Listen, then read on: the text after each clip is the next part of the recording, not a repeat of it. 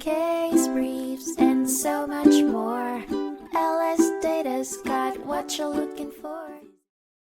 In 1982, the New York Court of Appeals heard the case of Trimarco v. Klein, which focused on the idea that failure to adhere to a customary practice leading to an injury can serve as proof of negligence. The plaintiff, Vincent N. Trimarco, was injured when he fell through the glass door of a bathtub in his rented apartment. The glass was not shatterproof and had not been replaced, as it was only customary to replace broken glass or if requested by tenants. During the trial, it was revealed that the door was made of ordinary glass and would not have appeared any different to tempered safety glass. The plaintiff was awarded $240,000 by a jury, but the Appellate Division reversed the decision.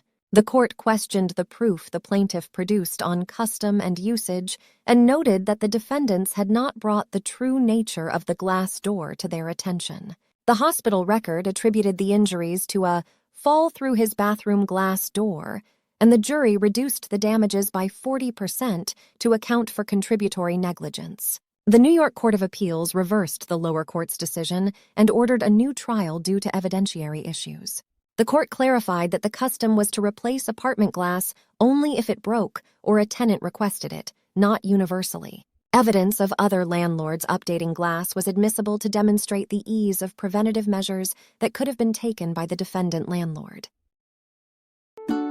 Case briefs, and so much more.